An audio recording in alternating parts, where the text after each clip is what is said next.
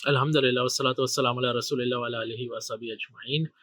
سورہ یوسف کی آیت نمبر 2، جس میں اللہ تعالیٰ فرما رہے ہیں اعوذ باللہ من الشیطان الرجیم بسم اللہ الرحمن الرحیم انا انزلناہ قرآنا عربیا لعلکم تعقلون، کہ بے شک ہم نے، یعنی اللہ تعالیٰ نے قرآن نازل کرنے کی نسبت جو ہے اپنی طرف کی۔ اللہ تعالیٰ نے کہا انا کا مطلب ہوتا ہے بے شک، اور انا کا مطلب ہوتا ہے بے شک ہم۔ تو بے شک ہم نے، انزلنا کا مطلب ہوتا ہے ہم نے اتارا۔ تو اب آپ یہاں دیکھیں کہ ایک تو بے شک لگا، پھر ہم لگا، پھر انزلنا کے اندر بھی ہم ہے، رائٹ۔ تو اللہ تعالیٰ اتنے اس کو اتنا ایزرٹیولی بیان کر رہے ہیں، اتنا اس پہ زور ڈال رہے ہیں کہ یہ قرآن کسی اور کی طرف سے نہیں ہے، یہ اسپیشلی ہم نے نازل کیا۔ اور ہم اللہ تعالیٰ نے کیوں یوز کیا؟ کیونکہ اٹس کالڈ دا رائل وی، مطلب جو جیسے کہ بادشاہ جب اپنا حکم صادر فرماتے ہیں تو بادشاہ یہ اپنے ساتھ ایک رائل وی لگاتے ہیں۔ تو اللہ تعالیٰ یہ بتا رہے ہیں کہ میں اس یونیورس کا بادشاہ ہوں، اور اس حیثیت سے اللہ تعالیٰ کہہ رہے ہیں کہ ہم نے اس کو نازل کیا۔ انا انزلناہ قرآنا عربیا، ایک ایسا ریسائٹل، قرآن جو ہم بولتے ہیں، قرآن کا مطلب ہے ریسائٹل، ایک ایسی شے جو کہ پڑھی جاتی ہے، جو کہ مسلسل پڑھی جاتی ہے۔ تو قرآن عربیا، تو یہ جو ریسائٹل ہے یہ عربی زبان کے اندر ہے۔ لعلکم تعقلون، تو اس پوری آیت کا کیا ترجمہ ہے؟ بے شک ہم نے نازل کیا اس کو، کس کو؟ اس ریسائٹل کو، اس قرآن کو جو کہ عربی زبان میں ہے۔ کیوں نازل کیا؟ لعلکم تعقلون، تاکہ اس امید میں کہ تم اپنی عقل یوز کرو۔ تو لعلہ بھی بڑا انٹرسٹنگ ایک فریز ہے عربک کے اندر، اور اس میں شیورٹی نہیں ہے، اس میں گارنٹی نہیں ہے۔ اس کا مطلب یہ ہوتا ہے کہ اللہ تعالیٰ کہہ رہے ہیں میں نے اپنا کام کر دیا اور مجھے امید ہے کہ تم اپنی عقل یوز کرو گے اب، کیونکہ اللہ تعالیٰ نے انسان کو یہ جو فری ول دی ہوئی ہے اپنی عقل یوز کرنے کی، اپنی چوائس لینے کی، تو اللہ تعالیٰ اس پہ پورا فیصلہ چھوڑ رہا ہے کہ تم نے ڈیسائیڈ کرنا ہے کہ تم نے بات میری ماننی ہے یا نہیں ماننی۔ جس طرح ہم کہتے ہیں نا کہ رات میں جلدی سو جاؤ تاکہ تم صبح فجر پہ اٹھ سکو، رائٹ۔ تو یہ جو تاکہ تم فجر پہ اٹھ سکو، یہ کوئی شیورٹی نہیں ہے، کوئی گارنٹی نہیں ہے۔ مطلب آپ کو یہ بولا جا رہا ہے کہ آپ رات میں جلدی سوئیں تاکہ آپ صبح جلدی اٹھ سکیں، رائٹ۔ ایگزام کی تیاری پہلے کر لو تاکہ تم پاس ہو جاؤ، رائٹ۔ تم تیاری شروع کرو گے تاکہ تم پاس ہو جاؤ، رائٹ۔ اٹس کنڈیشنل، اور پھر وہ ڈپینڈ کرتا ہے آپ نے تیاری کیسے کی، رائٹ۔ تو بہت سارے ifs and buts آ جاتے ہیں۔ اسی طرح جب اللہ تعالیٰ کہہ رہے ہیں کہ سورہ البقرہ میں کہ میں نے روزے فرض کیے لعلکم تتقون، تاکہ تم، مجھے یہ امید ہے، اس کا مقصد تو یہ ہے کہ تمہارے اندر تقوی پیدا ہو جائے۔ اب روزہ رکھ کے بھی اگر تقوی پیدا نہیں ہو رہا تو اس کا مطلب ہے کہ جو سوالات اٹھ رہے ہیں وہ ہمارے اپنے اندر اٹھ رہے ہیں کہ ہم روزے کی اسپرٹ کو سیلیبریٹ نہیں کر پا رہے، ہم کسی اور مقصد سے روزے رکھ رہے ہیں، رائٹ۔ تو کمنگ بیک ٹو دس آیا، اللہ تعالیٰ اس میں جو شیورٹی انسان کو یہ دے رہے ہیں کہ قرآن پڑھنے سے کیا ہوگا کہ اللہ تعالیٰ میری اور آپ کی انٹلیکٹ کو جھنجھوڑیں گے۔ اور عقل جو عربک میں جو امیج بنتی ہے نا، عقل کا مطلب ہوتا ہے باندھنا، ٹائی کرنا۔ اور پرانے وقتوں میں جب عربوں کے اندر اونٹ پہ سواری ہوتی تھی، تو اونٹ اور گھوڑے کو باندھنے کے لیے جو رسی یوز ہوتی تھی اس کو عقلہ کہتے تھے، کہ عقلہ ہی ٹائڈ دا ناٹ۔ تو عقل وہاں سے آئی کہ عقل کیا کرتی ہے کہ انسان کو ریسٹرینٹ کر لیتی ہے، اس کے ایموشنز کو۔ اگر اس کے دل اور دماغ میں کوئی الٹی پلٹی چیزیں چل رہی ہیں لیکن اس کا ذہن اس کو بتا رہا ہے کہ یہ چیزیں صحیح نہیں ہیں، تو عقل کو جیسے ہی آپ ایکٹیویٹ کرتے ہیں، عقل آپ کو بتا دیتی ہے اپنا فیصلہ کہ یہ کام نہیں کرے، یہ کام اچھا نہیں ہے، آپ اپنے آپ کو بیوقوف بنا رہے ہیں، آپ خود چوچے بن رہے ہیں، so on and so forth، right۔ تو عقل کا کام یہ ہوتا ہے کہ آپ کے مس گائیڈڈ ایموشنز کو، مس ڈائریکٹڈ ایموشنز کو، بائسڈ ججمنٹ کو عقل راستہ دیکھ کے بتا دیتی ہے کہ نہیں آپ غلط کر رہے ہیں، آپ بائسڈ ہیں۔ ہم کیونکہ ایموشنل بینگز ہیں، اور جب سورہ یوسف سٹارٹ کی تھی تو جس کا ٹائٹل تھا فرسٹ کہ اٹس این ایموشنل جرنی، کہ اس میں انسان کے بہت سارے ایموشنز اللہ تعالیٰ نے ایکسپلین کیے ہیں، اور ایموشنز اچھے بھی ہوتے ہیں اور نگیٹو بھی ہو جاتے ہیں، کیونکہ اللہ تعالیٰ نے ہمیں ایسا بنایا ہے، دونوں چیزیں ہمارے اندر ہیں، اور اس پوری زندگی کو آپ نے بیلنس وے میں کس طرح گزارنا وہ آپ کو قرآن بتا رہا ہوتا ہے. تبھی اللہ تعالیٰ کہہ رہے ہیں لعلکم تعقلون، کہ اگر کوئی نیگیٹو ایموشن بھی آ رہا ہے تو صرف قرآن کو ایز اے ریمائنڈر اگر ہم روز تھوڑا تھوڑا پڑھیں تو قرآن بیسکلی کیا کرتا ہے، جتنی ہماری نیگیٹو فیلنگز ہوتی ہیں، نیگیٹو تھاٹس ہوتی ہیں، نیگیٹو ایموشنز جو ہوتے ہیں، جو ہمیں آگے بڑھنے نہیں دے رہے ہوتے، جو آگے راستہ ہو بھی تب بھی ہمیں نظر نہیں آ رہا ہوتا کیونکہ ہم اتنا کلاؤڈیڈلی سوچ رہے ہوتے ہیں. تو قرآن ہیلپ کرتا ہے وہ چیزیں کلیئر کرنے کی، کیونکہ قرآن آپ کو بگر پرسپیکٹو دکھاتا ہے، بگر پکچر دکھاتا ہے. تو وہاں اللہ تعالیٰ یوز کریں گے لعلکم تعقلون، تاکہ تم اپنا مائنڈ یوز کرو، کیونکہ اللہ تعالیٰ آپ کو ایک دوسرے پکچر دکھائیں گے، ایک بڑی میکرو لیول کی پکچر دکھائیں گے، وہاں سے لیسنز دیں گے، اور پھر انسان اپنی ریالٹی کو ریکنسائل کر پائے گا.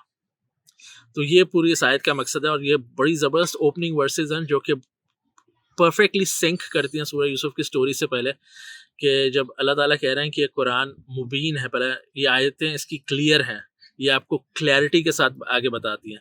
پھر دوسری آیت میں اللہ تعالیٰ کہہ رہے ہیں کہ یہ ہم نے اس کی یہ جو آیتیں ہیں یہ ہم نے اتاری ہیں. اللہ تعالیٰ اپنی طرف اونرشپ لے رہے ہیں، اور اللہ تعالیٰ کہہ رہے ہیں کہ اس کی آیتیں عربی کے اندر ہیں تاکہ تم غور کرو، تاکہ تم سوچو، یہ تمہارے ایموشنز کو جھنجھوڑے گی، تمہارے انٹلیکٹ کو ایکٹیویٹ کرے گی. کیونکہ دیکھیں نیگیٹو ایموشنز ہوں گے، جب ہم اس کو ریشنلی سوچنا شروع کریں گے تو وہ جو نیگیٹو ایموشنز ہو جائیں گے وہ کم ہو جائیں گے، ان کی جو انٹینسٹی ہے وہ کم ہو جائے گی، اور پھر عقل ٹیک اوور کرے گی. لیکن عقل ٹیک اوور کرنے کا یہ مطلب نہیں ہے کہ ہمارے ایموشنز کہیں اور چل جائیں گے، دوسرے ایموشنز آ جائیں گے، پازیٹیو آ جائیں گے، نیوٹرل ایموشنز آ جائیں گے.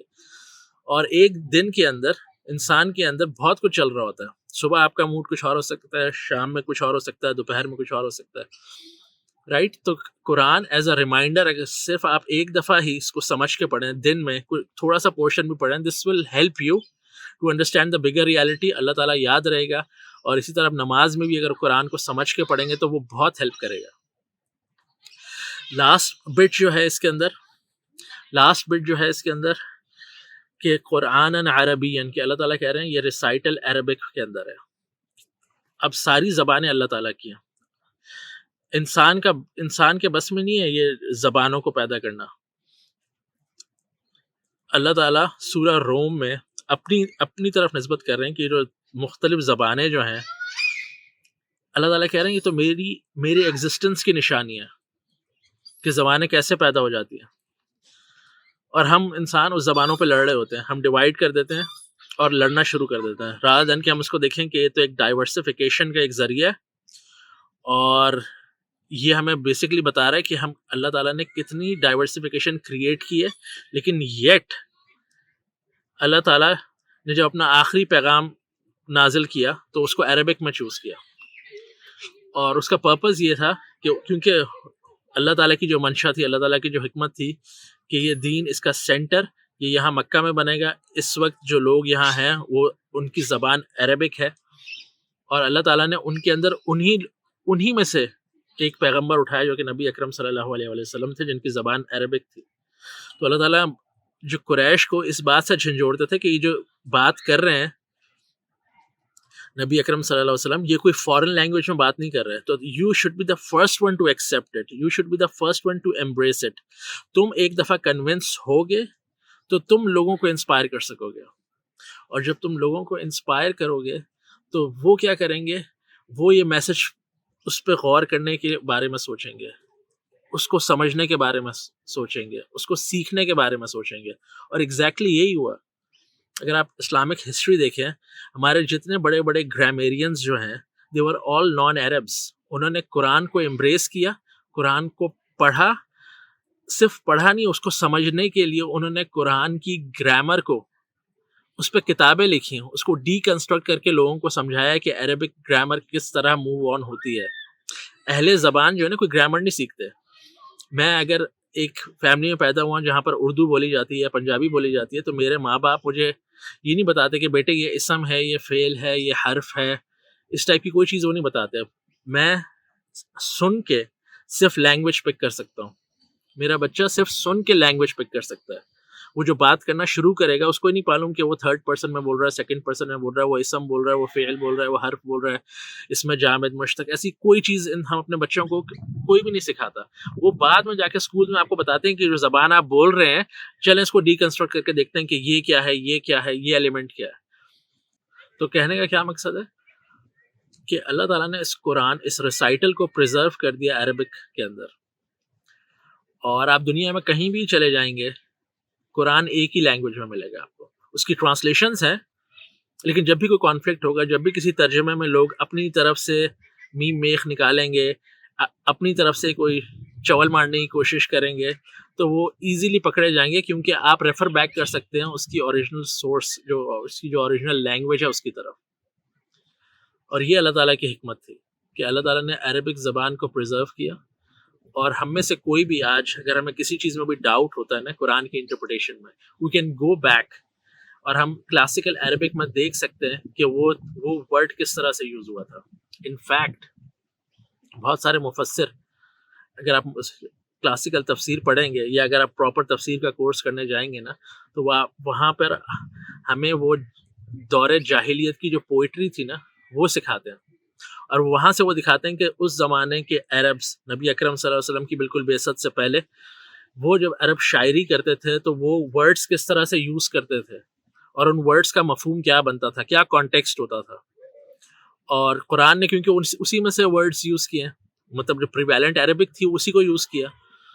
تو یہ ایک جو کیس ہے کہ قرآن مطلب اب آخری دن تک کے لیے اللہ تعالیٰ نے پریزرو کر لیا عربک لینگویج کے اندر. اور اب اگر ہمیں صحیح قرآن سے، اس کو کہتے ہیں نا، پڑھنے کا مزہ آ جائے، دل پہ لگے، دماغ کو جھنجھوڑے، تو ہمیں کچھ نہ کچھ عربک کا سفر جو ہے نا وہ ضرور شروع کرنا پڑے گا. اور آج ہم جس دور میں رہتے ہیں اس سے زیادہ شاید آسان نہیں ہے کہ ہم سیکھ سکیں عربک. اتنی ساری ایپس آ گئی ہیں، اتنے سارے آن لائن کورسز ہیں، بکس ہیں. ایک آدھ ویڈیو میں نے پہلے بھی کی تھی کہ کہاں سے کی جا سکتے ہیں، اور میں نے تو اس میں 3 لسٹ ڈاؤن کیے تھے جو میں نے ایکسپیرینس کیے. لیکن بہت سارے اور بھی ہیں. کچھ لوگوں کو وہ کورسز نہیں اگر سمجھ آئے تو آپ ون آن ون بھی لوگوں سے پڑھ سکتے ہیں آن لائن. وہ بھی سب چیزیں انٹرنیٹ کی وجہ سے ہم سب کے ایکسیس میں ہے. تو سوچیں ضرور، یہ قرآن ہمارے لیے آیا ہے، ہمیں ہیلپ کرنے کے لیے آیا ہے، ہمیں ہماری زندگی کو بہتر بنانے کے لیے آیا ہے.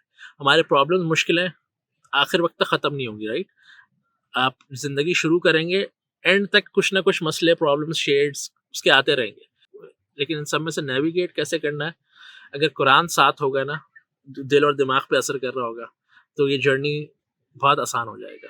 اللہ تعالیٰ اس میں آسانی پیدا کر دیں گے. اگین مشکلیں کہیں نہیں جا رہی، ایک جائے گی دوسری آئے گی، لیکن جو ایک سکون والی فیلنگ ہوگی نا کہ آپ کنیکٹڈ ہیں اللہ تعالیٰ کے ساتھ، آپ کنیکٹڈ ہیں اپنے رب کے ساتھ، آپ کنیکٹڈ ہیں اس اینٹی کے ساتھ جس نے آپ کو یہاں بھیجا، جس نے پوری دنیا میں سے آپ کو اس کنٹری میں چنا کہ آپ یہاں ہوں گے، آپ یہاں پیدا ہوں گے، آپ یہ زبان بولیں گے، آپ کی شکل ایسی ہوگی، رائٹ؟ تو وہ کیا کہہ رہا ہے، اس کا سننا بہت میٹر کرتا ہے. اس کی اوپینین، اس کی رائے، اس کا کامنٹ بہت میٹر کرتا ہے. تو آج اس کو یہیں تک رکھتے ہیں، انشاءاللہ پھر نیکسٹ ویڈیو میں ملتے ہیں. السلام علیکم.